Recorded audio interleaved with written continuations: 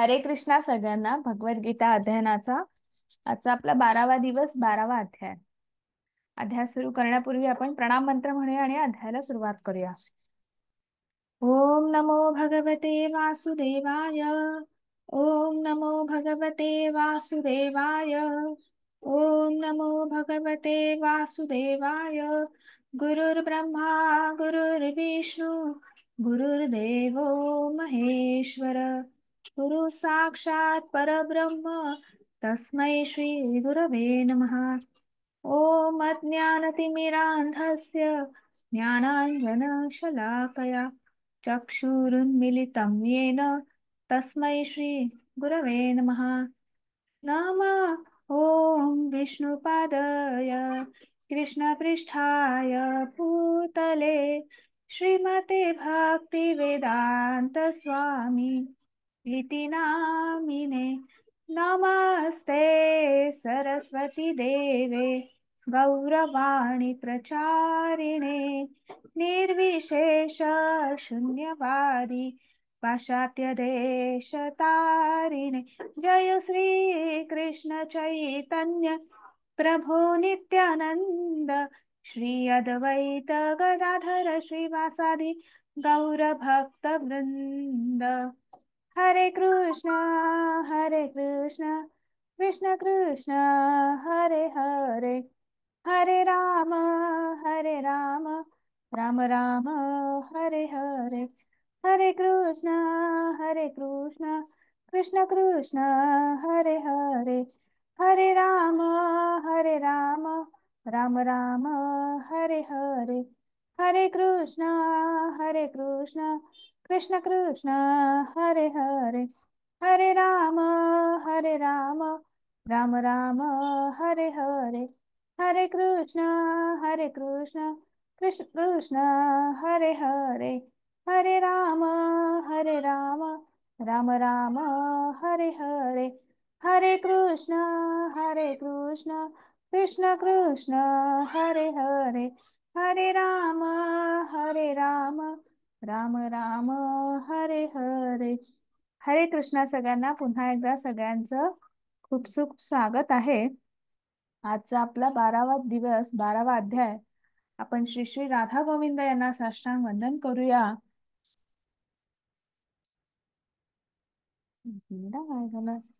ही श्रीनाथची आपण माधवेंद्रपुरींची गोष्ट ऐकली होती. तर ही जी मूर्ती जी आहे ती जी माधवेंद्रपुरींना मिळाली, त्यांना स्वप्नात दर्शन दिलं होतं भगवंतांनी आणि ह्या मूर्ती त्यांना मिळाली आणि त्याची जी त्यांनी स्थापना केली, मंदिर उभारलं, तर हीच ती मूर्ती आहे, हेच ते अर्चविग्रह. आपण त्यांनाही वंदन करूया. त्याच्यानंतर आपले गुरु श्री श्रील प्रभुपाद यांनाही आपण वंदन करूया. आणि त्याच्यानंतर नामनिष्ठ दास प्रभू ज्यांच्यामुळे आपण ऑनलाईन भगवद्गीता शिकण्याचा आनंद घेत आहोत. आज आपण भगवद्गीतेचा दुसरा पडाव, दुसरा टप्पा जो आहे तो संपण्याच्या मार्गावर आहोत.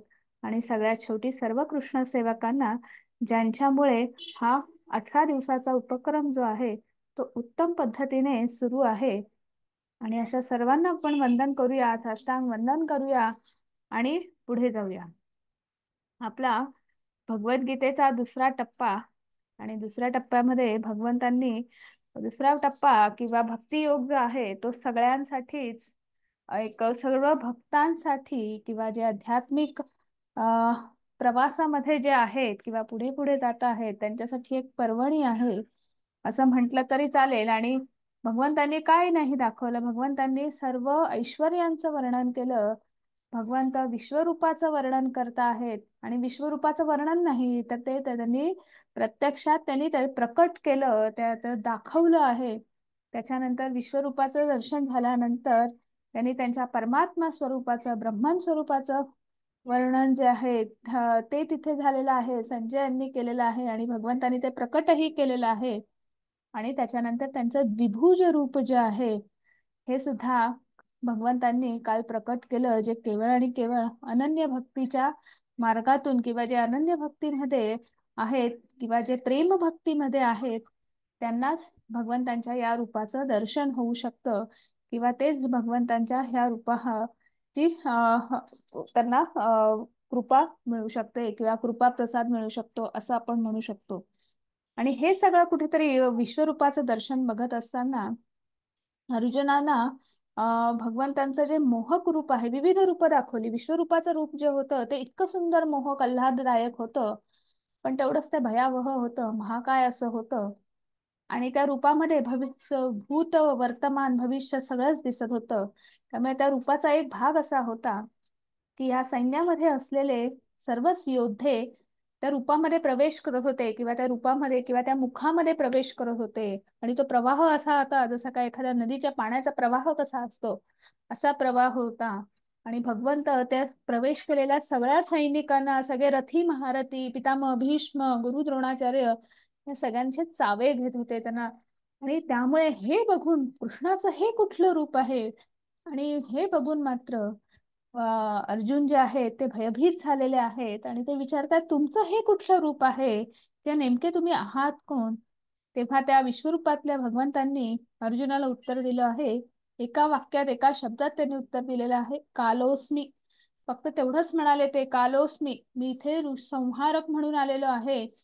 आणि त्यामुळे इथे युद्धामध्ये जे जे आलेले आहेत, जे रथी महारथी असतील, सैनिक असतील, त्या सगळ्यांचा इथे मृत्यू जो आहे तो निश्चित आहे. त्यांची मृत्यू समय जो आहे तो निश्चित केला आहे आणि तो मी केलेला आहे. हे माझ्याच प्लॅनिंग नुसार किंवा मीच आधीच निश्चित केलेला आहे. आणि आता फक्त ते एक तू निमित्त मात्र आहेस की तू इथे युद्धस्थळावर त्यांना बाण मारशील, त्यांच्याशी युद्ध करशील आणि त्यांचा तिथे मृत्यू होईल. त्यामुळे तुझ्या मनात कुठलीही शंका येऊ नको, साशंक होऊ नको.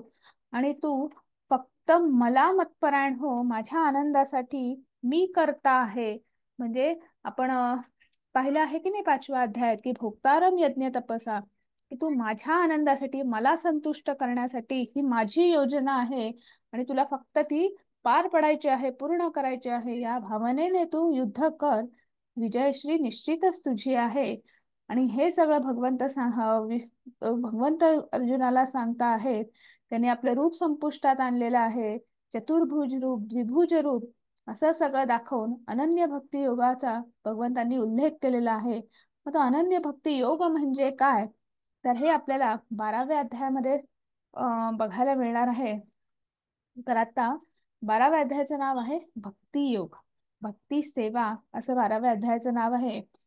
आणि 12व्या अध्यायामध्ये भगवंत आपल्या भक्तीचे वेगवेगळे प्रकार जे आहेत किंवा अव्यक्त निर्विशेष ब्रह्मावर भक्ती ह्याबद्दल वर्णन आलेलं आहे. मग भक्तीचे वेगवेगळे टप्पे आहेत किंवा तुम्ही कुठल्या वेगवेगळ्या प्रकारांनी भगवंतापर्यंत पोहोचू शकतात किंवा भक्तीचे मार्ग अवलंबू शकतात, तर त्याचंही वर्णन आहे. आणि मग एका भक्ता च्या अंगी कुठले गुण असावे किंवा भगवंताला कुठला भक्त प्रिय आहे, की मग असा भक्ताच्या अंगावर कुठले गुण आहेत, तर त्याचं वर्णन इथे भगवंतांनी केलेलं आहे. आणि आपण लगेच पुढे जाऊया. अर्जुनाचा प्रश्न आहे, विश्वरूप बघता आहे, चतुर्भुज रूप पाहिलेला आहे, द्विभुज रूप पाहिलेला आहे, तरी सुद्धा अर्जुनाचा प्रश्न आहे. आणि अर्जुन विचारत आहेत, अर्जुन उवाच एवं सततयुक्ता ये भक्तास्त्वां पर्युपासते ये चपि अक्षरम अव्यक्तम तेषां योगवित्तमा. हरे कृष्ण माताजी. हरे कृष्ण माताजी. अर्जुनाने विचारले, कोणते अधिक परिपूर्ण मानले जाते, जे तुमच्या भक्ती सेवेत योग्य रित्या व्यस्त आहेत किंवा जे अव्यक्त ब्रह्माची पूजा करतात ते अव्यक्त आहेत. हरे कृष्ण माताजी. हरे कृष्णा. मग इथे भगवंत विचारता आहे, भगवंतांना अर्जुन विचारता आहेत की परिपूर्ण काय आहे, की जे निर्विशेषवादी आहेत की सविशेषवादी, म्हणजे जे सगुण रूपाची पूजा करता आहेत, म्हणजे भगवंतांचा विश्वरूपही पाहिलेला आहे, त्याच्यानंतर चतुर्भुज रूप पाहिलेला आहे, विभुज रूप पाहिलेलं आहे. तर ती पूजा, ती भक्ती जी आहे ती योग्य आहे, ती श्रेष्ठ आहे. काय ही ब्रह्मन स्वरूपाची जी अव्यक्त, जी निर्गुण निराकार म्हणतो आपण, तर ती श्रेष्ठ आहे असं कुठेतरी अर्जुनांचा प्रश्न आहे. आणि त्यावर भगवंत आपल्याला उत्तर देत आहेत. श्री भगवान वाच मय्यावेश मनो ये मा नित्ययुक्ता उपासते श्रद्धयां परयोपेतास्ते मे युक्त तमा मतः। हरे कृष्ण माताजी। हरे कृष्ण माताजी. धन्य भगवान म्हणाले, ज्याचे मन माझ्या वैयक्तिक स्वरूपावर स्थिर आहे, नेहमी महान आणि दिव्य श्रद्धेने माझी उपासना करण्यात मग्न आहे, तो मी सर्वात परिपूर्ण मानतो. हरे कृष्ण माताजी. हरे कृष्ण.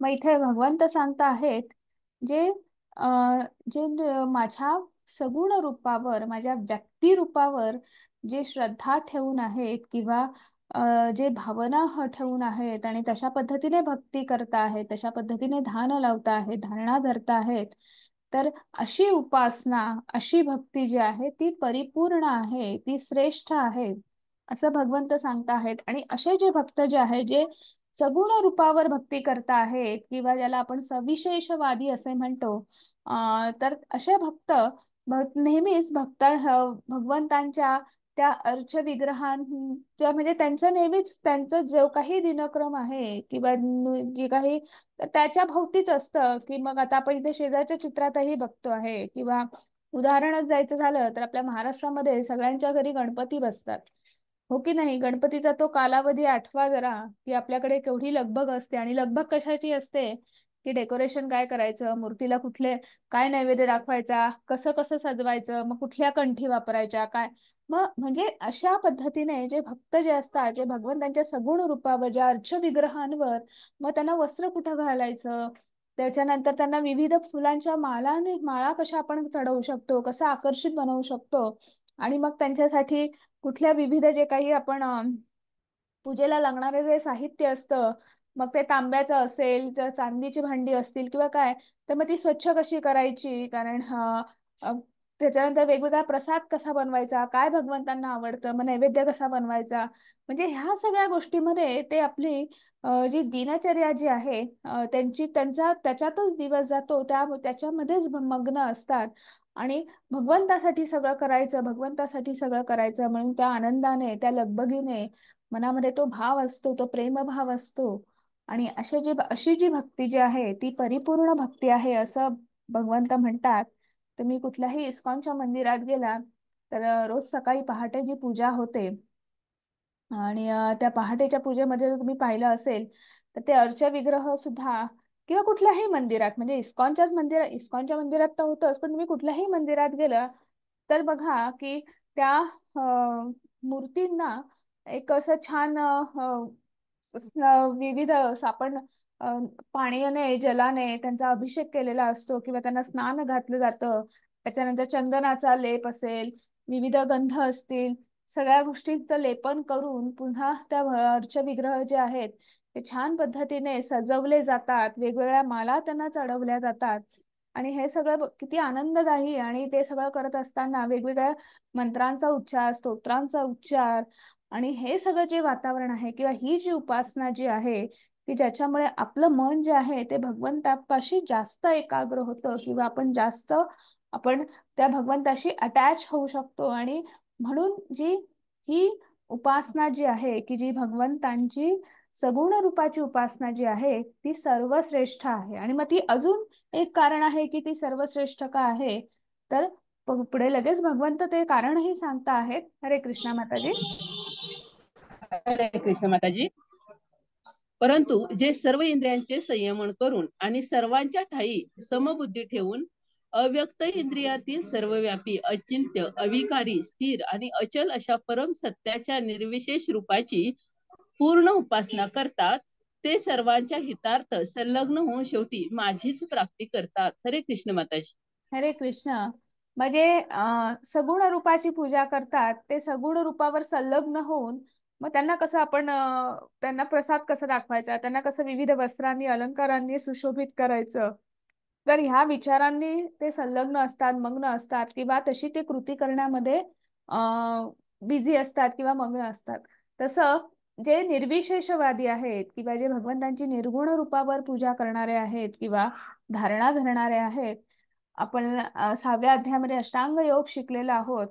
तर आपल्या संपूर्ण इंद्रियांचं दमन करून त्यांच्यावर संयम आणून त्याच्यानंतर आपलं मन स्थिर ठेवायचा प्रयत्न करायचा. मन स्थिर झाल्यावर बुद्धी सक्षम बनवायची. बुद्धी स्थिर ठेवून आपण हळूहळू भगवंतांच्या त्या निर्विशेष रूप जे आहे, जे ब्रह्मन रूप जे आहे की जे आपल्याला फक्त एक प्रकाशाचा, एक ऊर्जेचा स्रोत आहे, अशा या रूपावर धारणा धरून भगवंतांची उपासना करायची आहे, संलग्न राहायचं आहे.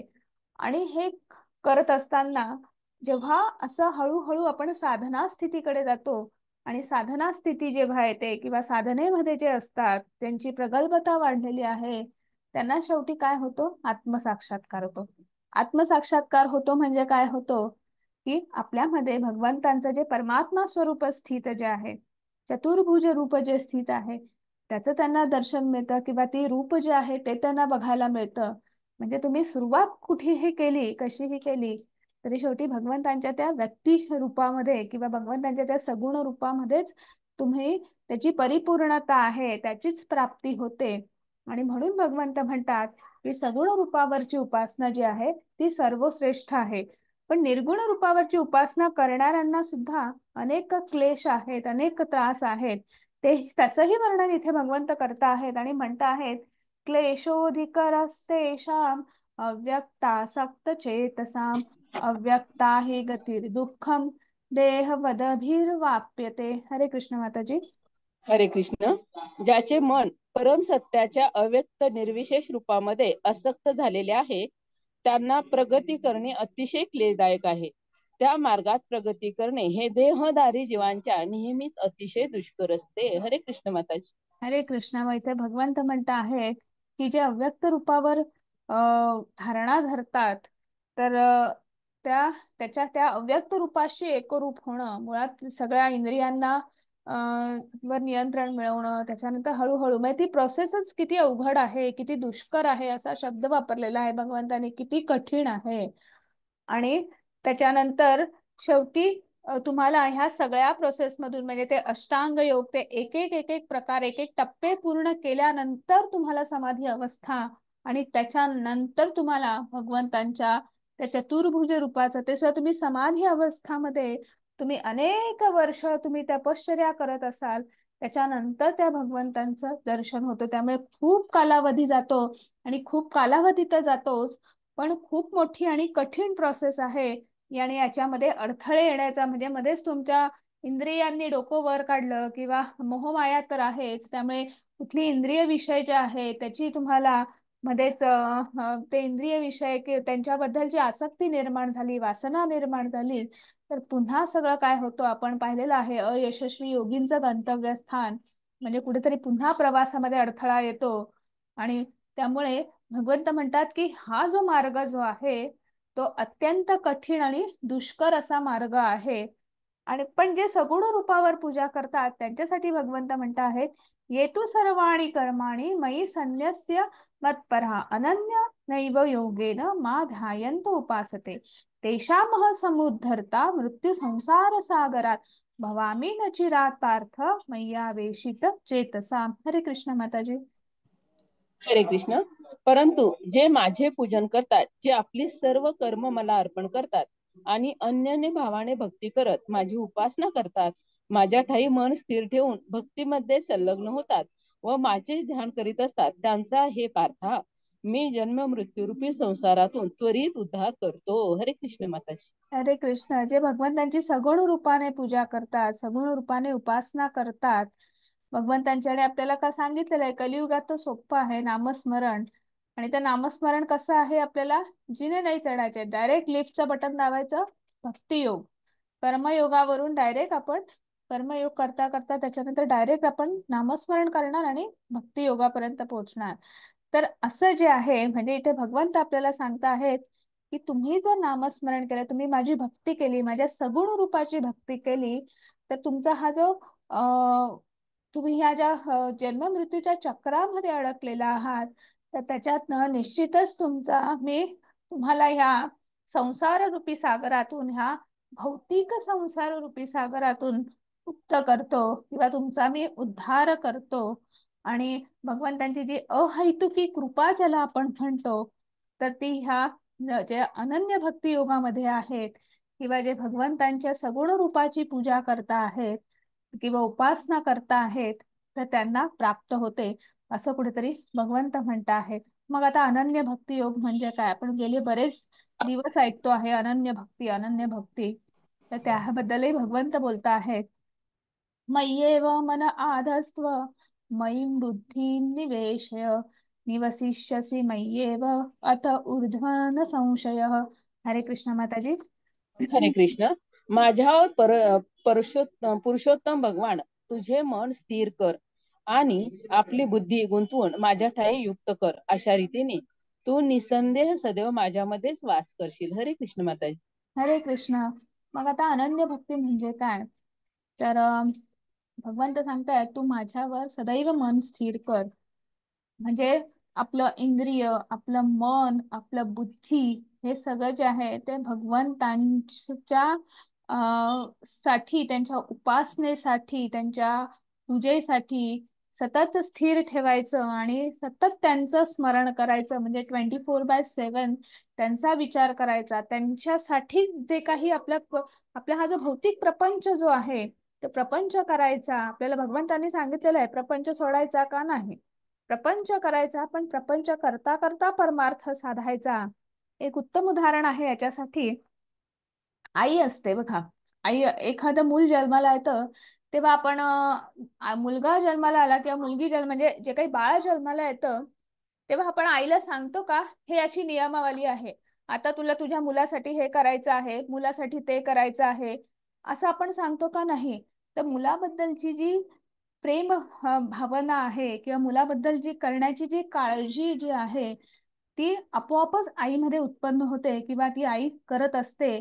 खूप मग त्या मुलाचं अगदी लहानपणी आजार असतील, त्याचं रडणं असेल, मुलगा मोठा झाल्यानंतर त्याला शाळेत पोहोचवणं, त्याचा अभ्यास घेणं, अजून मोठा झाला तर त्याचं कॉलेज, मग त्याच्यानंतर त्याची नोकरी, त्याच्या लग्नाचं बघणं, किंवा मुलगा अगदी म्हणजे वयस्कर म्हणजे मध्यम वयीन जरी झाला तरी आईची काळजी समजत नाही. आज मुलगा घरी येणार आहे, तो दुसरीकडे राहतो आहे, पण आज तो आपल्या घरी येणार आहे, मग त्याची आवडती भाजी काय आहे, त्याला काय आवडतं, असं आपण काहीतरी आई असं अगदी आठवणीने करून खाऊ घालते त्याला. तर हे सगळं जे आहे, आईला कोण सांगतं का? नाही, तू आता आई झालेल, तुला हे सगळं करावं लागेल. ती आपसूक भावना असते की नाही? तर अशी जी सहज भावना आहे, जेव्हा जी भगवंतासाठी निर्माण होईल, इतक्या सहज भावनेने आपण भगवंताची भक्ती करू, त्याच्यासाठी काही करू, तर ही भावना जी आहे यालाच अनन्य भक्ती असं म्हणतात. की जी एका आईला आपल्या मुलासाठी असते, की काहीही झालं, ती कितीही कष्टात असली, काय तिला त्रास झाला, तरी ती त्या मुलासाठी ती करणारच. की मग कशीही परिस्थिती असो, ती असं म्हणत नाही असं असं झालं मग आता बाळा मी काही तुला करत नाही. आपल्या मुलासाठी आई कुठलाही त्याग करायला तयार होते. भक्ताचं सुद्धा असंच आहे. जो अनन्य भक्ती योगामध्ये आहे, जो प्रेम भक्ती योगामध्ये आहे, तो भगवंतासाठी काहीही करायला तयार आहे. आणि त्याच्यासाठी उत्तम उदाहरण म्हणजे गोप गोप गोपगण जे आहेत किंवा गोकुळवासी जे आहेत, तर हे सगळे जे होते त्यांना काही ज्ञान नव्हतं, काही माहित नव्हतं की कोण कृष्ण आहे, काय परमतत्व, कोण विष्णू तत्व, कोण महाकाय विष्णू आणि काय काय गर्भोदक्षाय विष्णू, काय ब्रह्मांड, कशाचं त्यांना काही माहित नव्हतं. आमचा कृष्ण आहे, आमचा काना आहे, त्याच्यासाठी, त्याच्या प्रेमासाठी कुठलाही त्याग करायला तयार असलेले सगळे गोकुळवासी जे होते ते अनन्य भक्ती योगामध्ये होते. आपण आणि मग आता हे किती कठीण आहे की नाही, 24/7 इतका सहज भाव कसं शक्य आहे, आणि असं आपल्याला वाटू शकतं की नाही. आणि तो येण्यासाठी म्हणूनच आपल्याकडे हे हरकत नाही, नको करूस, आपल्याकडे दुसरा मार्ग आहे. म्हणून लगेच भगवंत सांगतात साधना भक्ती आहे.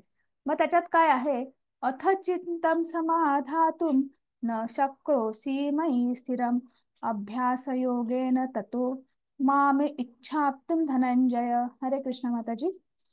हरे कृष्ण. हे धनंजय, जर तू आपले मन निश्चितत्वाने माझ्या ठाई स्थिर करण्यात असमर्थ असशील तर भक्तियोगाच्या नियामक तत्वांचे पालन कर. अशा रीतीने मला प्राप्त करण्याची इच्छा तू उत्पन्न कर व तुम्हाला पूर्ण सिद्धी प्राप्त होईल. हरे कृष्ण माता. हरे कृष्ण. मग आता इथे साधना भक्ती दिलेली आहे. त्या साधना भक्तीमध्ये आपल्याला बघा, आपल्याला साधना भक्ती आपल्याला दिलेली आहे, नामस्मरण करायचं आहे. प्रभुपाद यांनी आपल्याला सांगितलेलं आहे, चैतन्य महाप्रभूंनी आपल्याला 16 अक्षरी मंत्र दिलेला आहे. त्याच्या आपल्याला रोज 16 माळा करायच्या आहेत. त्याच्यानंतर 4 नियम जे आहेत की व्यसन करू नका, मांसाहार करू नका, म्हणजे जे जे काही नियम आहेत ते सगळे नियम पाळायचे आहेत. म्हणजे काय, तर अभ्यास आणि वैराग्य.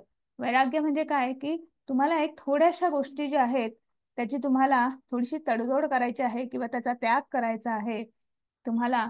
आणि तुम्हाला रोज अभ्यास करायचा आहे. अभ्यास करायचा म्हणजे काय करायचं आहे, 16 माळ जप करायचा आहे. म्हणजे साधना भक्ती जी आहे की गुरूंनी आपल्या शिष्यांना दिलेला एक प्रकारचा होमवर्क आहे, ही साधना आहे की तुम्ही हे करा.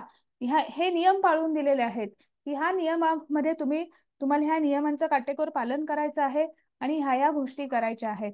आणि हे करत असताना सुरुवातीला कदाचित थोडा त्रास होऊ शकतो, पण हळूहळू जेव्हा याची सवय होते, नामस्मरण करतो, तेव्हा अंतर्बाह्य शुद्धीकरण होतं, सात्विक भाव जागृत होतो आणि हळूहळू आपला आध्यात्मिक प्रवास जो आहे किंवा आध्यात्मिक प्रगल्भता जी आहे ती हळूहळू वाढत जाते. एका साधकामध्ये, एका भक्तामध्ये तो बदल हळूहळू घडत जातो आणि निश्चितच त्याला अध्यात्मामध्ये पुढचा पुढचा टप्पा साधता येतो किंवा त्याचा उद्धार होतो. आणि मग मग हे पण जमत नाही, म्हणजे आता बघा, अनन्य भक्ती योग किती ना, 24/7 भगवंताचं कसं आठवण करणार, कसं ते शक्य आहे का. साधना भक्ती पण बाप रे, एक माळ जप करायला इथे होत नाही, 16 माळा जप, परत ते सगळं, हे सोडा, हे खाऊ नका, ते करू नका, असं वागू नका. म्हणजे किती ना, साधना भक्ती सुद्धा किती कठीण आहे. हे पण कठीण वाटतं, ते पण कठीण आहे. सामान्य माणसं आहोत, भौतिक प्रपंचामध्ये अडकलेलो आहोत, आसक्ती आहेत, प्रलोभन आहेत. म्हणून भगवंत म्हणतात हे पण शक्य नाही, पुढचा मार्ग आहे निष्काम कर्मयोग. मग त्याच्यात सांगता आहेत, अभ्यास अपि समर्थोसी मत्कर्म परमो भव, मदर्थम कमी कर्माणि कुर्व सिद्ध कुर्वन सिद्धी मग वाप्यसी. हरे कृष्ण माताजी. हरे कृष्ण. जर तुम्ही भक्तियोगाच्या नियमांचे पालन करू शकत नसाल तर फक्त माझ्यासाठी कार्य करण्याचा प्रयत्न करा, कारण माझ्यासाठीच कार्य करून तुम्ही परिपूर्ण अवस्थेवर याल. हरे कृष्ण माताजी. हरे कृष्णा. की मग तुम्हाला निष्काम कर्मयोग करायचा आहे, म्हणजे तुम्हाला भक्ती योगांचे नियमांचं पालन करा, किंवा ते तुम्ही नाही करू शकत आहात, काहीच हरकत नाही. तुम्ही भगवंतासाठी काहीतरी कार्य करा. भगवंतासाठी तुम्ही कुठल्या तरी त्यांच्या कार्यामध्ये संलग्न व्हा. मग कुठलीही सेवा असेल त्या सेवेमध्ये संलग्न व्हा, ही सेवा करा. आणि फक्त एवढंच आहे की ती सेवा करताना निष्काम कर्मयोग, म्हणजे तुम्ही ते कर्म करा पण त्याच्या फळाचा तुम्ही त्याग करा. त्याच्या फळाची अपेक्षा ठेवू नका. म्हणजे त्या त्या कर्माचा तुम्ही कर्मसन्यासी व्हा, असं थोडक्यात इथे भगवंत सांगता आहे. आणि त्यामुळे तुम्हाला अनन्य भक्ती योग नाही जमत, साधना योग भक्ती नाही जमत, तर निष्काम कर्म योगाने तरी तुम्ही माझ्याशी संलग्न व्हा. तुम्ही कुठल्या तरी काहीतरी माझ्या माझे तुम्हाला हे सगळं नाही जमत आहे, तुम्ही हळूहळू सेवा करा, सेवेमध्ये संलग्न व्हा. आणि मग ह्या सगळ्या गोष्टी करत असताना सात्विक भाग जागृत होईल, शुद्धीकरण होईल आणि हळूहळू तुम्ही नामस्मरणाला लागाल. तुम्ही निश्चितच भगवंतांपर्यंत आपण आपली आध्यात्मिक प्रवास जो आहे तो सुरू होईल. आणि असं भगवंत सांगता आहेत. पण त्या निष्काम कर्मयोग सुद्धा, आणि मग ते निष्काम कर्मयोग करत असताना आपल्याला श्लोक शिकवला होता बघा, यत करोषि यदश्नासी यत जुहोषि तदासी यत तपस्यासी कौंतेय तत् मत कुरुष्वार्पणम. मग इथे भगवंतांनी काय सांगितलेलं आहे ह्या श्लोकामध्ये, की हे कुंती पुत्र, तू जे काही करतोस, जे काही खातोस, जे काही अर्पण करतोस, दान करतोस, तसेच तू जी काही तपस्या करतोस, ते सर्व तू मला अर्पण कर. म्हणजे आपल्याला जे दानादी कर्म सांगितलेलं आहे, तुम्ही एखादी माळ जप करत असाल किंवा तुम्ही जी तपश्चर्या करणार आहात, तुम्ही जी काही साधना करणार आहात, तुम्ही जे काही नामजप करणार आहात, किंवा तुम्ही सेवा करणार आहात, काहीही तुम्ही भगवंतासाठी जे काही करता आहात, तर ते करण्यासाठी तुम्ही माझ्या त्याच्या फळाची अपेक्षा ठेवू नका.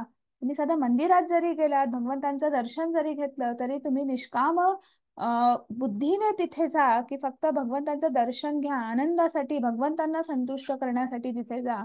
आणि म्हणजे तुम्ही जे काही करणार आहात ते भगवंतांच्या आनंदासाठी करा. भोक्तारम यज्ञ तपसाम सर्व लोकै महेश्वरम, हे लक्षात ठेवून तुम्ही करा, म्हणजे ते झालं निष्काम कर्म. पण मग हे पण जर कळत नसेल किंवा करता येत नसेल किंवा अवघड वाटत असेल, मग इथे सकाम कर्मयोग आपल्याला सांगितलेला आहे. आणि त्याच्यासाठी म्हणजे भगवंत बघा आपल्याला एक एक मार्ग सुचवत आहेत की नाही हे अवघड वाटत आहे, ठीक आहे, हा बघ, हा मार्ग बघ. आणि मग आता आपल्याला त्यांनी चौथा मार्ग सांगितलेला आहे सकाम कर्मयोग. त्याच्यामध्ये सांगता आहेत अथैदत अपि शक्तोसी कर्तुम मद योगम आश्रिता सर्व कर्म फल त्यागम तत् कुरु या यतात्मनवान. हरे कृष्ण माताजी. हरे कृष्ण. तथापि तू जर माझ्या भावनेने युक्त होऊन कर्म करण्यास असमर्थ असशील तर सर्व कर्मफलाचा त्याग करून कर्म करण्याचा आणि आत्मस्थित होण्याचा प्रयत्न कर. हरे कृष्ण माताजी. हरे कृष्णा. मग इथे भगवंत म्हणत आहे की तुला मग सकाम कर्म कर. आणि म्हणजे तुला जे काही इच्छा आहे किंवा काय तर ती इच्छा धरून किंवा त्याच्यासाठी तू माझी भक्ती कर, माझी उपासना कर.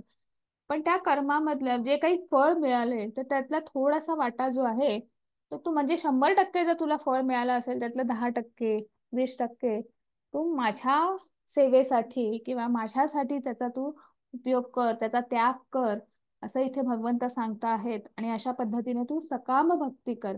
म्हणजे नाही निष्काम जमत आहे, साधना भक्ती नाही जमत आहे, अनन्य भक्ती तर दूरच राहिली, मग तू सकाम भक्ती कर की त्या निमित्ताने तरी तू माझ्यावरची श्रद्धा जी आहे तू दृढ कर. आणि तू ह्या आध्यात्मिक मार्गामध्ये किंवा आध्यात्मिक प्रवासाला सुरुवात कर. आणि मग त्याच्यासाठी आपल्याला इथे एक छान उदाहरण आहे, दशरथ महाराजांचं उदाहरण आहे की त्यांनी सुद्धा यज्ञ केला होता, पुत्रकामेष्ठी यज्ञ केला होता. कारण की त्यांना 4 राण्या होत्या पण पुत्रांची प्राप्ती नव्हती आणि म्हणून त्यांनी तो पुत्रकामेष्ठी यज्ञ केला होता. आणि त्यांना प्रभू रामचंद्रांसकट 4 पुत्रांचा जन्म झाला. आनंद जेवढा गगनात मावेन असा होता. आणि मग जेव्हा ह्या सगळ्यांचा नामकरण विधी सोहळा होता तेव्हा दशरथ महाराज जे होते की ते सुद्धा एक उत्तम भक्त होते आणि उत्तम राजा होते. त्यांनी प्रजेला तेव्हा भरभरून दान दिलं, यथाशक्ती दान दिलं की म्हणजे त्यांनी पुत्रप्राप्तीसाठी त्यांनी तो यज्ञ केला, भगवंताला आवाहन केलं. पण जेव्हा पुत्रप्राप्ती झाली तेव्हा त्यांनी यथाशक्ती, शेवटी ते राजा होते आणि नुसते राजा होते का नाही तर ते सत्वशील असे होते, भक्त होते भगवंतांचे. त्यांनी यथाशक्ती दान दिलं, सगळ्या प्रजेला आनंद ठेवण्याचा, संतुष्ट करण्याचा त्यांनी प्रयत्न केला. आणि असं जे आहे की म्हणजे आपण सकाम कर्म करता करता आपल्याला जे फळ मिळेल त्यातला थोडासा भाग जो आहे तो आपण निश्चितच भगवंताच्या कार्यासाठी अर्पण करावा, दान करावा किंवा असं भगवंत सांगता आहेत. आणि मग सकाम भक्ती पण अवघड वाटते आहे का किंवा अगदीच सुरुवात आहे का, मग त्याच्यासाठी भगवंत मार्ग सांगता आहेत.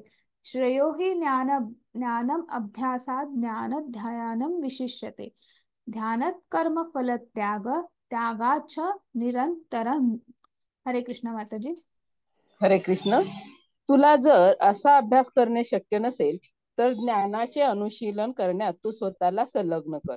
तथापि ज्ञानापेक्षा ध्यान श्रेष्ठ आहे आणि ध्यानापेक्षाही कर्मफलाचा त्याग करणे श्रेष्ठ आहे. कारण अशा कर्मफल त्यागामुळे मनुष्याला मनशांती प्राप्त होते. हरे कृष्ण माताजी.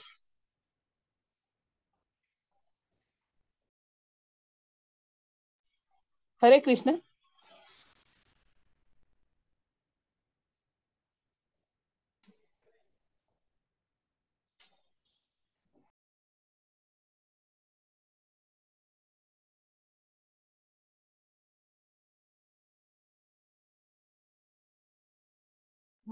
हरे कृष्ण. इथे आता भगवंतांनी सांगितलेलं आहे की ध्यान आणि ज्ञान याबद्दल भगवंत सांगता आहेत. मग भगवंत म्हणत आहेत की जर अभ्यास करणे शक्य नसेल तर तू ज्ञानाचं अनुशीलन कर. म्हणजे आपल्याला साधना जमत नसेल, भगवंतांचं नाम घेणं जमत नसेल तर तू ज्ञानाचं अनुशीलन कर. म्हणजे आपण जे काही शास्त्रांमध्ये लिहिलेलं आहे, जे काही ज्याचा आपण अभ्यास करतो आहोत, जे काही वाचतो आहोत, जे श्रवण केलेलं आहे, कोणी आपल्याला सांगितलं आहे तर त्याचं अनुशीलन करायचं. म्हणजे ते थेअरी आपल्याला माहिती आहे तर त्या थेअरीचं प्रॅक्टिकल इम्प्लिमेंटेशन करायचं, आपल्या आचरणात आणायचं. आणि ते करून आपण भगवंताशी संलग्न होण्याचा प्रयत्न करायचा.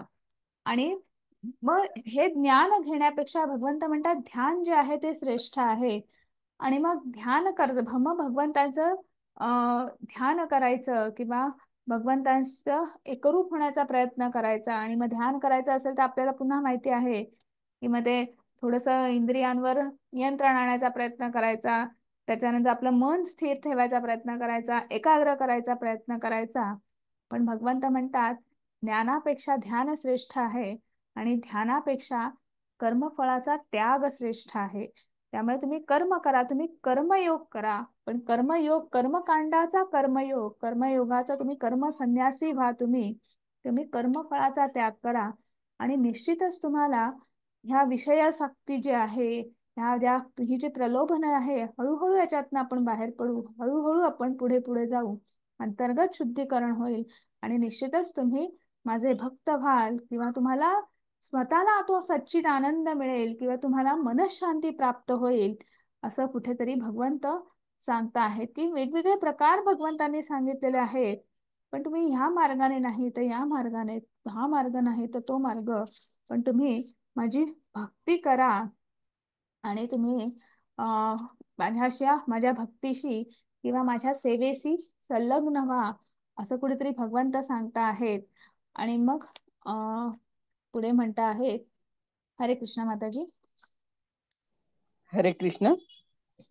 जो जीवांचा द्वेष करीत नाही आणि सर्व जीवांचा सुहृदय मित्र आहे, जो मिथ्य अहंकारापासून मुक्त आहे आणि स्वतःला स्वामी समजत नाही, जो सुख दुःखामध्ये समभाव राखतो, जो क्षमाशील, सदैव तृप्त, आत्मसंयमी आहे आणि आपले मन व बुद्धी माझ्यावर स्थिर करून जो दृढ निश्चय आणि भक्तीमध्ये संलग्न झालेला आहे, तो मला अत्यंत प्रिय आहे. हरे कृष्ण माताजी.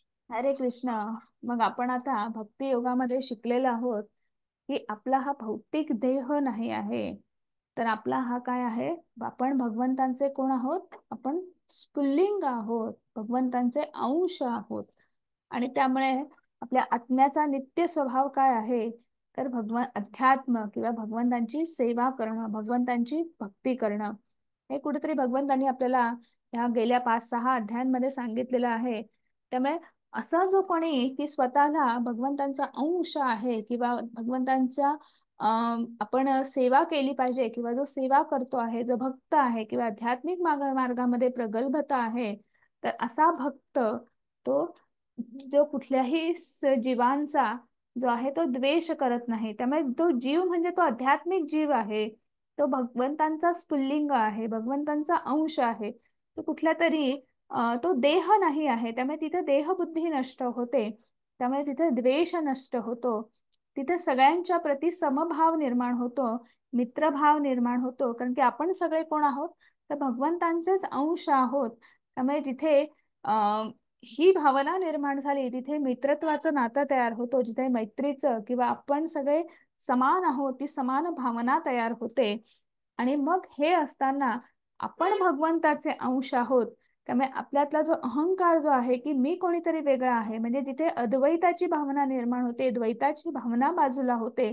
त्यामुळे जो अहंकार जो आहे, तर तो अहंकार कुठेतरी त्याचं शमन होतं, त्याचं दमन होतं, आपण अहंकार मुक्त होतो.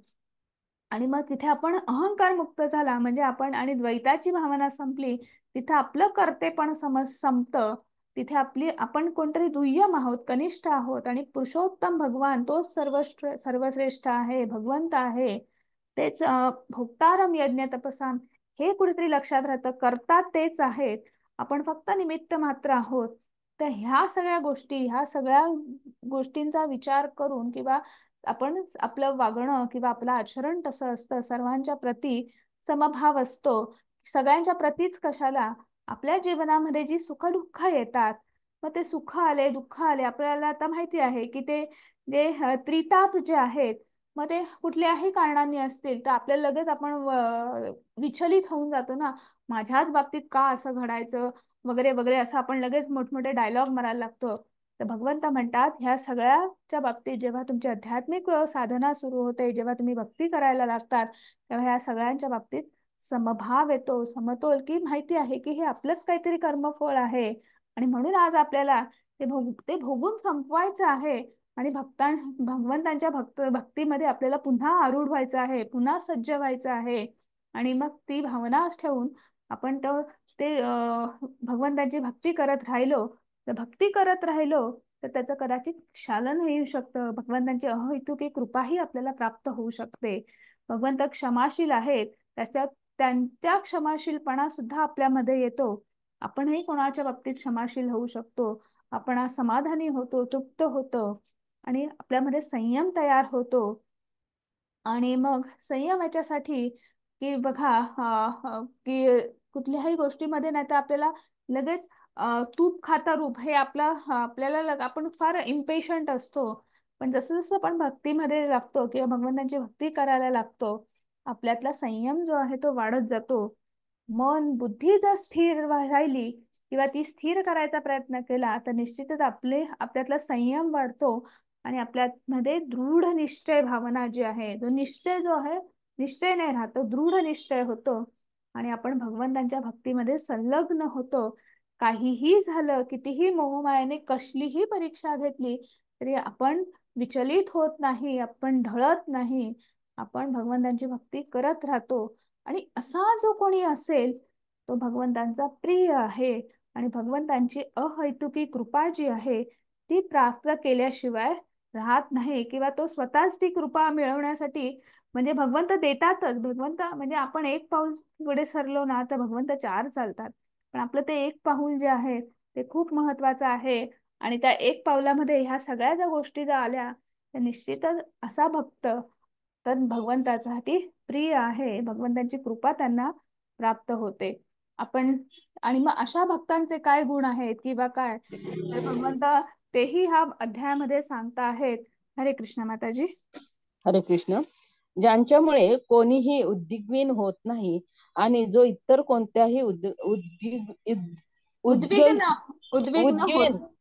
उद्विग्न होत नाही, जो हर्ष आणि दुःख, भय आणि चिंता यामध्ये समभाव राखतो, तो मला अत्यंत प्रिय आहे. उद्विग्न म्हणजे काय हो माताजी? उद्विग्न होत नाही म्हणजे की त्यांना कुठलाही त्रास होत नाही किंवा वाईट वाटत नाही, दुःख होत नाही, तर ते अच्छा, म्हणजे उद्विग्न. हो. उद्विग्न. Okay okay okay. हम्म. हा. हरे कृष्णा. तर इथे भगवंत सांगत आहेत की कुठलीही परिस्थिती आली, आताच मी बोलली की मग सुखदुःखांमध्ये समभाव असतो, हो की नाही. मग आपल्या समोर कुठलीही परिस्थिती आली तर आपण त्या परिस्थितीला आनंदाने सामोरं जातो किंवा भगवंतांचाच काय आपलंच काहीतरी आहे किंवा भगवंतांनी हे निर्माण केलेलं आहे आणि आपण फक्त त्याच्यावर भगवंतांची भक्ती करत ती गोष्ट पार करायची आहे. तर त्याच्यामागे भगवंतांचाच काहीतरी हेतू असेल आपल्याला त्यांच्या सेवेमध्ये पूर्णपणे आरूढ करण्यासाठी वगैरे ह्या विचाराने जो असतो की नाही, तर असा जो भक्त जो आहे तो भगवंतांना प्रिय आहे. इथं आपल्याला एक छोटीशी गोष्ट आहे म्हणजे चित्र आहे त्याच्यामध्ये. चित्रकेतू जे होते म्हणजे आपल्याला माहिती आहे की भगवान शिवशंकर हे भगवान हे वैष्णव आहेत, श्रेष्ठ वैष्णव आहेत आणि ते सतत भगवंतांच्या अं, अं, लीलांचं गुणगान गात असेल किंवा त्याचं वर्णन करत असत. आणि एकदाही असंच झालं की भगवंतांच्या अनंत लीला ज्या आहेत त्याचं वर्णन ते करत होते आणि त्यांचे त्यांच्यासोबत सगळे ऋषी मुनी नारद मुनीही दिसत आहेत तिथे. अ, माता पार्वती सुद्धा तिथे तुम्हाला दिसते आहे आणि तर तिथे तुम्हाला त्याचं वर्णन तिथे सुरू आहे आणि तिकडनं वर चित्रकेतू जात होते म्हणजे गंधर्व जे आहेत ते जात होते. आणि मग काय झालं की चित्रकेतूंनी पाहिलं की अं, माता पार्वती तेव्हा सती रूपामध्ये होत्या म्हणजे माता सती ज्या होत्या त्या तिथे बसलेल्या होत्या आणि माता सती ह्या भगवंतांच्या मांडीवर बसल्या होत्या म्हणजे भगवान शिवशंकरांच्या मांडीवर बसल्या होत्या. म्हणजे आपल्यासाठी ही देह बुद्धी आहे किंवा देह आहे, पण त्यांच्यासाठी ते एका आध्यात्मिक याच्यामध्ये होते, ट्रान्समध्ये होते. त्यामुळे ते भगवंतांचं वर्णन ऐकतायत, लीला ऐकतायत, हे सगळं कळलं आणि तिकडनं चित्रकेतू जात होते. ते सुद्धा थांबले की इथे छान भगवंतांच्या लीलांचं वर्णन सुरू आहे आणि अशी कुठली तरी एक लीला आली असेल किंवा काहीतरी वर्णन आलं असेल तर सहजच ते ऐकताना त्यांच्या चेहऱ्यावर एक हसू उमटलं किंवा एक हास्य उमटलं आणि नेमकं त्याच वेळी सती मातेने त्यांना पाहिलं आणि सती मातेला असं वाटलं की हे आकाशातून उडत आहेत किंवा विमानातून विहार करत आहेत आणि आम्हाला बघून इकडे ते हसत आहेत. आणि म्हणून सती मातेने त्यांना तिथेच शाप दिला की वृत्तासुर म्हणून तुम्ही मृत्यू लोकामध्ये जाल. आणि त्यावेळी चित्रकेतू जे आहेत त्यांनी फक्त त्यांनी कुठलाही की माझी काय चूक आहे किंवा असं कुठलंही त्यांनी त्यांना विरोध नाही केला. भगवंतांचीच ही कुठली तरी लीला असेल आणि म्हणून त्यांनी फक्त एकच उशांत मागितला की मी याच्यात जरी गेलो, मी मृत्यू लोकात जरी गेलो तरी मला भगवंतांच्या भक्तीशी तुम्ही दूर ठेवू नका, भगवंतांपासून दूर ठेवू नका. आणि म्हणजे तुमच्या समोर सांगायचा मुद्दा असा की ही गोष्ट सांगायचा इथे मुद्दा असा की चित्रकेतू जशी त्यांनी अं शाप मिळाला तर लगेच असं नाही झालं माझी काही चुकी नाही, तरी मग ते असे त्यांनी दुःख करत बसले नाहीत किंवा विचलित झाले नाहीत किंवा त्याचा विरोधही त्यांनी केला नाही की हे माझ्याच बाबतीत का असं घडलं, मी असं काय हे केलं होतं वगैरे. त्यांनी ते खूप स्पोर्टिंगली घेतलं. त्यांनी भगवंतांची आणि आनंदाने ते स्वीकारत भगवंतांच्या भक्तीमध्ये अजून संलग्न झाले. त्यांनी तोच शाप मागून घेतला. तर असा जो कोणी आहे तो भगवंतांचा प्रिय भक्त आहे. पुढे आपण बघूया. हरे कृष्ण माताजी. हरे कृष्ण. जो माझा भक्त साधारण दैनंदिन क्रियांवर अवलंबून नसतो, जो शुद्ध, कुशल, चिंतारहित, दुःखमुक्त आणि कोणतेही फल प्राप्त करण्यासाठी महत् प्रयास करत नाही, तो मला अत्यंत प्रिय आहे. हरे कृष्ण माताजी. हरे कृष्ण. मग आता इथे आपल्याला कोणाचं उदाहरण आहे तर आपल्याला सगळ्यांना माहिती आहे भगवंतांचे जे प्रिय मित्र होते सुदामा. हो की नाही? सुदामांकडे 18 विश्व दारिद्र्य होतं. मुलांना, बायकांना पोटभर अन्न खायला नव्हतं, अनान्न दशा होती व घालायला पूर्ण अंगभर वस्त्र नव्हती. पण अशा याच्यामध्ये सुद्धा म्हणजे दैनंदिन विवंचना इतक्या होत्या, प्रापंचिक विवंचना इतक्या होत्या. आणि मित्र कोण होता? तर द्वारकाधीश भगवान श्रीकृष्ण. त्यांचीच ते आराधना करायचे, त्यांचीच पूजा करायचे, साधना करायचे. आपला मित्र म्हणून पण आहे, तोच भगवंत आहे. मीच त्यांची आराधना करतो म्हटल्यानंतर एखाद्याला बघा कसं वाटेल, मग मी कशाला यांची पूजा करू, काय मिळालं मला, माझ्या घरी तर 18 विश्व दारिद्र्य आहे वगैरे वगैरे, असं सहज मनात भाव येऊ शकतो की नाही? सामान्य लोकांच्या जे भौतिक प्रपंचामध्ये आहेत, भौतिक विचारांमध्ये गुंतलेले आहेत, त्यांच्या मनात तर हा भाव निश्चित येणार. पण शेवटी सुदामा होते, भगवंतांचे भक्त होते, प्रिय भक्त. भक्त उगाच प्रिय होत नाही, कारण की कुठलीही परिस्थिती आली तरी भगवंतांची भक्ती सोडायची नाही, साधना सोडायची नाही. आणि मग त्या त्या परिस्थितीमध्ये सुद्धा भगवंतांशी एकरूप राहायचं, संलग्न राहायचं. आणि असा जो कोणी आहे की तो प्रयत्नशील आहे, काहीही समोर येऊ दे, काही फरक पडत नाही, दृढ निश्चय आहे, मी भगवंतांची भक्ती करणार म्हणजे करणार.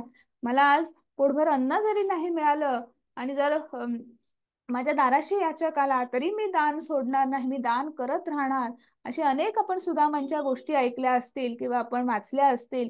तर असा हे जे सुदामा होते ते म्हणून भगवंतांचे प्रिय भक्त होते. प्रल्हादांचं आपल्याकडे एक उदाहरण आहे. हरे कृष्ण माताजी. हरे हरे कृष्ण. कृष्ण. जो हर्षित हर्षितही होत नाही किंवा दुःखही करीत नाही, जो शोकही करीत नाही किंवा आकांक्षाही करत नाही आणि ज्याने शुभाशुभ गोष्टीचा त्याग केला आहे, असा भक्त मला अत्यंत प्रिय आहे. हरे कृष्ण. व प्रल्हाद महाराज जेव्हा भगवंतांनी नृसिंह रूप प्रकट केलं तेव्हा 5 वर्षाचे होते. म्हणजे त्या 5 वर्षाच्या कालावधीमध्ये म्हणजे जसा जन्म झाला, जसं बोलायला लागलं, कळायला लागलं, ते भगवंतांचंच नामस्मरण करत होते, त्यांचीच भक्ती करत होते. त्यामुळे अशा भक्ताचं वर किंवा भगवंतांचं नाम घेत होते, त्यामुळे त्यांच्या वडिलांनी त्यांच्यावर किती अत्याचार केले. हो की नाही? त्या बालकावर त्या असुरांनी किती अत्याचार केले, किती मोठमोठे शस्त्र त्यांनी प्रयोग केला. पण त्याच्या मध्ये काही फरक झाला का? ते भगवंतांची भक्ती करतच राहिले. तर असा जो भक्त जो आहे मग तो छोटासा आहे तरी सुद्धा त्याचा दृढ निश्चय बघा की तो रडला नाही किंवा त्याला घाबरला नाही, भयभीत झाला नाही, भगवंतांची भक्ती करतोच आहे. तर असे हे प्रल्हाद महाराजांचं इथे उदाहरण आहे की असा भक्त सुद्धा मला प्रिय आहे. असं भगवंत म्हणतात. आणि मग पुढे सांगता आहेत, हरे कृष्ण माताजी. हरे कृष्ण. जो मनुष्य शत्रू आणि मित्र यांच्या ठिकाणी समान असतो, जो मान अपमानापासून शीत उष्ण सुख दुःख स्तुती निंदा यामध्ये समभाव राखतो, जो कुसंगांपासून नेहमी मुक्त असतो, सदैव शांत आणि जे काही मिळेल त्यात संतुष्ट असतो, जो घरादारांची काळजी करत नाही, ज्ञानामध्ये स्थित आहे आणि भक्तीमध्ये संलग्न झालेला आहे, तो मला अत्यंत प्रिय आहे. हरे कृष्ण. हरे कृष्ण माताजी. मग आता इथे भगवंत सांगता आहेत की जो मनुष्य, आता त्यांनी सांगितलं आहे की जो भक्त आहे, की जो जीव आहे, तो कुठल्याही काय म्हणू शकतो आपण, परिस्थितीमध्ये, मग मान असेल अपमान असेल सुख दुःख स्तुती निंदा, काही फरक पडत नाही की तुमच्यासोबत कुठला संघ आहे. आणि कसलीही काळजी नाही, फक्त भगवंतांचीच भक्ती, त्याच्यामध्येच संलग्न होणं, दृढ निश्चय करणं. तर हे हे जो करतो तो मला प्रिय आहे. त्याच्यासाठी आपल्याला अनेक गोष्टी आहेत. तर ह्या ह्या एका गोष्टीसाठी आपल्याकडे अनेक गोष्टी आहेत. म्हणजे भागवतम मध्ये आहे, चैतन्य चरितामृत मध्ये आहे. मी एक छोटीशी गोष्ट भागवतम मधली सांगते. तुम्हाला इथे चित्र दिसतंय बघा, दुर्वासा मुनी आणि अंबरीश महाराज. अंबरीश महाराज हे भगवंतांचे भक्त होते. आणि भगवंतांचे उत्तम राज्य सांभाळत होते, राजा होते. आणि भगवंतांचे त्यासोबत ते भक्तही होते. आणि भक्ती करता करता ते छान पद्धतीने राज्य सांभाळत होते. एकदा एकादशी, आणि असे भक्त जे असतात भगवंतांचे, ते सगळेजण एकादशीचा उपवास करतात. अंबरीश महाराजांनी केला, आणि एकादशीचा उपवासाचं पारणं दुसऱ्या दिवशी सोडायचं असतं. त्यांनी निर्जला उपास एकादशी केली होती. आणि दुसऱ्या दिवशी पारणं सोडायचं होतं. आणि नेमके त्याच दिवशी दुर्वासा मुनी त्यांच्या राज्या महालामध्ये किंवा त्यांच्या राज्यामध्ये आले, त्यांच्या त्या राजवाड्यामध्ये आले. आणि त्यांचे ते काय अनुयायी किंवा शिष्यगण आहेत, तर असे सगळे जण तिकडे आले, दुर्वासा मुनी. आणि मग त्यांनी सांगितलं की आपण सगळे एकत्रच भोजन करू, पण भोजन करण्यापूर्वी आम्ही नदीवर जाऊन स्नान करून येतो. आणि मग अंबरीश ऋषी मग त्यांची वाट बघत होते. अं, कुठल्याही एकादशीचं पारणं सोडायचं असतं, शिवाय त्याशिवाय त्याची काय म्हणतात, त्याचं फलित लाभत नाही किंवा. आणि म्हणून त्यांचे जे राज्यामधले मंत्री जे होते, ते अंबरीश महाराजांना सांगू होते की दुर्वासा मुनी अजून येत नाही आहे, उशीर झाला आहे, त्या पारण्याची सुद्धा एक वेळ असते, तर त्या वेळेमध्ये सोडलं पाहिजे. तर तुम्ही भोजन करू नका, पण तुम्ही पाणी ग्रहण करा. आणि ती जी जो एकादशीचा उपवास केलेला आहे त्याचं तुम्ही पारणं सोडा, किंवा तुम्ही ते तो उपवास जो आहे तो सोडा, असं त्यांनी त्यांना आग्रह करत होते. आणि अंबरीश महाराज त्यांना थोपवत होते, थांबवत होते की नाही, ते आता येतील तेव्हा येतील. पण अगदी शेवटचा क्षण असा आला की नाही, आता त्याच्यानंतर मग ते एकादशीचा उपवासाचं पारणं नाही सोडलं तर त्या उपवासाचं फलित मिळत नाही, ते सोडणं गरजेचं असतं. तर मग त्यांनी जलग्रहण करायला सुरुवात केली. म्हणजे भोजन नव्हतेच करणार ते, भोजनासाठी थांबणार होते, फक्त जल घ्यायचं, जलाचं प्राशन करायचं. आणि ते जलप्राशन करायला घेतलं, तेवढ्याच समोरून दुर्वासा ऋषी आले त्यांच्या शिष्यांसकट. आणि दुर्वासा ऋषी आपल्या सगळ्यांना माहिती आहे, दुर्वासा ऋषी आणि क्रोध, तर ह्या दोन गोष्टी ज्या आहेत, तर हे आपल्याला त्यांच्या अनेक कथा आपण ऐकलेल्या असतील, वाचलेल्या असतील, त्यामुळे तुम्हाला माहिती आहे. दुर्वासा मुनींनी हे पाहिलं की अंबरीश महाराज, मी सांगून गेलो तरीही ते पाळणं सोडता आहे, तरीही ते थांबले नाही, त्यांच्याकडे तेवढा संयम नाही. असा कुठेतरी त्यांच्या मनामध्ये एक विचार आला. आणि त्यामुळे त्यांना प्रचंड राग आला. आणि त्यांनी त्या रागामध्येच एक भगवंत त्या दुर्वासा मुनींवर एक असुर उत्पन्न केला. आणि त्या असुर जो आहे तो त्यांना मारायला त्यांनी त्यांच्यावर सोडला. आणि मग अंबरीश महाराज जे आहेत की त्यांची काहीच चुकी नाही, आणि वगैरे, पण ते काही बोलले नाहीत. ऋषी होते, महाराज होते, ते सुद्धा क्षत्रिय होते, त्यामुळे ते सुद्धा लढू शकत होते किंवा त्या असुराशी ते आपलं शस्त्र उपसून त्याला मारू शकत होते. पण त्यांनी असं काही केलं नाही. त्यांनी तो जो क्रोध जो आहे त्याला कुठलाही विरोध न करता फक्त भगवंतांचं नामस्मरण केलं, भगवंतांची भक्त होते ते, त्यांनी फक्त त्यांचा धावा केला किंवा त्यांचं नामस्मरण केलं आणि भगवंत शेवटी आपल्या भक्तासाठी धावूनच येतात. अशा पद्धतीने भगवंतांनी तिथे सुदर्शन चक्र जे आहे तिथे आलं आणि त्या असुराचा त्यांनी तिथे वध केला. आणि असुराचा वध केल्यानंतर सुदर्शन चक्र काही परत फिरलं नाही, ते दुर्वासा मुनींच्या मागे लागलं. दुर्वासा मुनी तिकडनं पळत सुटले आणि ह्या सुदर्शन चक्राला कसं अडवायचं म्हणून आधी ते गेले ब्रह्मदेवांकडे गेले. ब्रह्मदेव म्हणाले, सुदर्शन चक्राची माझ्याकडे तोड नाही, तुम्ही भगवान शिवशंकर यांच्याकडे जा. भगवान शिवशंकर यांच्याकडे गेले. ते म्हणाले, तुम्हाला भगवंतांकडे जावं लागेल, विष्णूंकडे जावं लागेल, माझ्याकडे काय याची तोड नाही, मी काही ते थोपवू शकत नाही. मग काही त्यांच्याकडे पर्याय उरला नाही. भगवान विष्णू यांच्याकडे ते गेले. भगवान विष्णू यांच्याकडे गेल्यानंतर दुर्वासा मुनींना त्यांनी सांगितलं, मी पण हे थोपवू शकत नाही. माझ्या भक्ताच्या कारण नसताना तू माझ्या भक्ताच्या जर कोणी त्यांना अडथळा निर्माण केला, त्यांच्यावर विनाकारण जर कोणी त्यांना त्रास देत असेल, तर माझ्याकडे पर्याय उरत नाही. मला त्यांच्यासाठी मला धावून जावंच लागतं, त्यांना त्यांच्या भक्तीसाठी मला तिथे उभं राहावंच लागतं. त्यामुळे मी काही करू शकत नाही. इथे जर कोणी काही करू शकत असेल तर अंबरीश महाराज करतील. त्यांनी जर सांगितलं, त्यांनी मला विनंती केली, विनवणी केली, प्रार्थना केली की भगवंता तुम्ही हे बाहेर हे सुदर्शन चक्र मागे घ्या, तर आणि तरच मी मागे घेईल. मग काय, मग दुर्वासा मुनींकडे पर्यायच उरत नाही. पुन्हा अंबरीश महाराजांच्या समोर आले आणि ते सांगता आहेत की माझ्याकडनं चूक झाली, मी उगाच क्रोधामध्ये आलो आणि तुम्ही ते सुदर्शन चक्र मागे घेण्याची प्रार्थना करा. आणि अंबरीश महाराजांनी भगवंतांकडे प्रार्थना केली की आणि ते सुदर्शन चक्र अशा पद्धतीने मागे फिरलं. आणि म्हणजे भक्तासाठी भगवंत कुठेही कसेही धावून जातात. आपण वेगवेगळ्या कथा ऐकलेल्या आहेत. आपण जे 4 प्रकारचे जे भक्त जे आहेत तर ते आपण पाहिलेलं आहे 7व्या अध्यायामध्ये.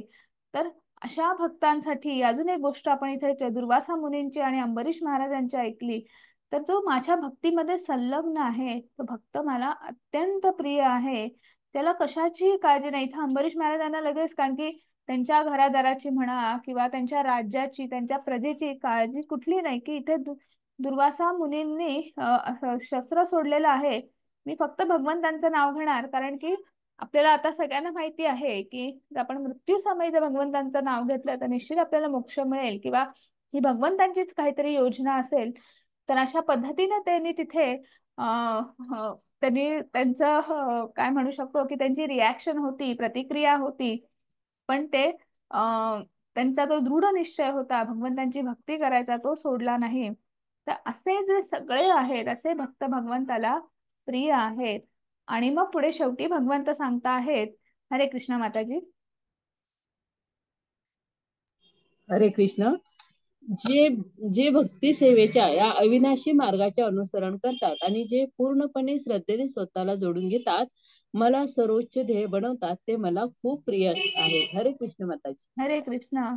मग इथे भगवंत सांगता आहेत की जे भक्तीमध्ये संलग्न आहेत आणि जे ह्या दृढ निश्चयाने ह्या मार्गाचा अवलंब करतात, भक्तीमध्ये जे संलग्न आहे, दृढ निश्चय आहे. पण तो मार्ग जो असतो तो सोपा नसतो, अनेक अडथळ्यांनी भरलेला मार्ग असतो. पण तो एक एक अडथळा पार करत, तो बाजूला सारत, त्या अडथळा न समजता त्याच्या बाजूला करून पुढे भगवंताच्या भक्तीमध्ये जो संलग्न होतो. आणि त्याचं ध्येय एकच असतं की भगवंतांना ची भक्ती करत आपल्याला मोक्ष मिळवायचा आहे. नुसता मोक्ष मिळवायचा आहे का नाही, आपल्याला त्या गोलोक वृंदावनात जायचं आहे, आपल्याला मुक्त आत्मा करायचा आहे. पण तो मुक्त आत्मा आपल्याला अनंत भक्ती योगापर्यंत आपल्याला जायचं आहे. आपल्याला भगवंतांच्या त्या गोलोक वृंदावनापर्यंत आपल्याला जायचं आहे. आणि भगवंतांची ती प्रेममय कृपा, ती अहैतिक ती कृपा जी आहे ती आपल्याला प्राप्त करायची आहे. भगवंतांचं भगवान स्वरूप जे आहे, नुसतं परमात्मा स्वरूपाचं दर्शन घ्यायचं आहे का नाही. आता आपण थोडे पुढे आलो की नाही, आता आपल्याला भगवान स्वरूपाचं दर्शन घ्यायचं आहे. आणि ह्या मार्गासाठी जो जो प्रयत्न करतो, प्रयत्नशील आहे आणि नुसता प्रयत्नशील नाही तर तो करतो आहे, कसोटीने तो त्या मार्गावर चालतो आहे, असा भक्त मला खूप प्रिय आहे, असं भगवंत इथे सांगता आहेत. थोडक्यात भगवंतांनी भक्ताची काय म्हणू शकतो लक्षणच काय आहे, तर ती ह्या 12व्या अध्यायामध्ये त्याचं वर्णन केलेलं आहे की तुम्ही कशा कशा प्रकारे भक्ती करू शकतात. वेगवेगळे प्रकार, वेगवेगळे टप्पे भगवंतांनी इथे सांगितलेले आहेत.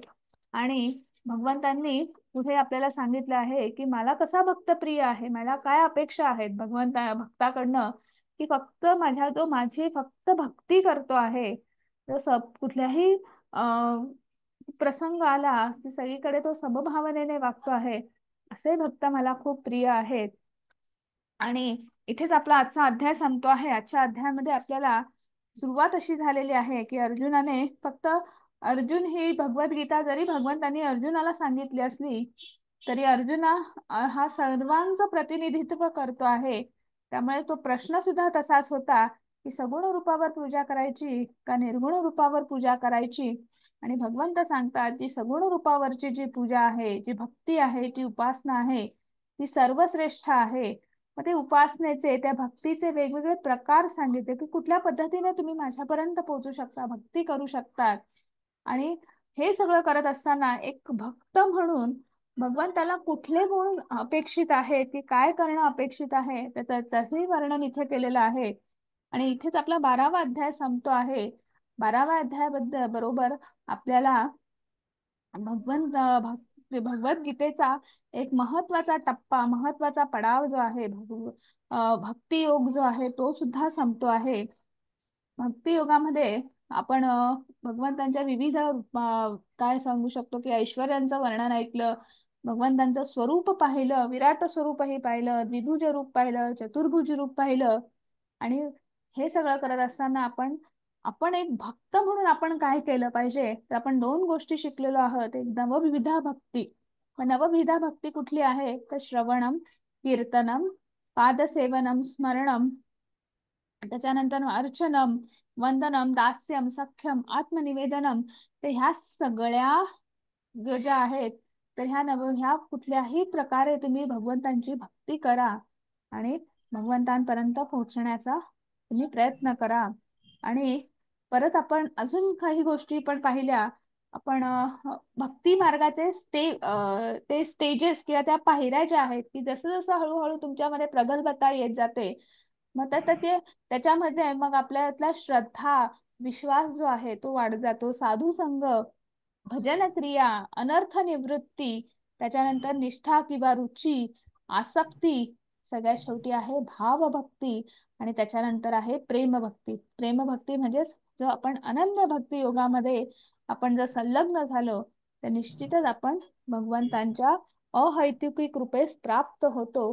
किंवा भगवंतांचं भगवान स्वरूप जे आहे ते आपल्याला, त्याचं दर्शन झाल्याशिवाय, गोलोक वृंदावन मध्ये भगवंत आपल्याला घेऊन गेल्याशिवाय राहत नाही. आणि इथेच आपला आजचा अध्याय संपतो आहे. भगवद्गीतेचा महत्वाचा टप्पाही संपतो आहे. हरे कृष्णा सगळ्यांना.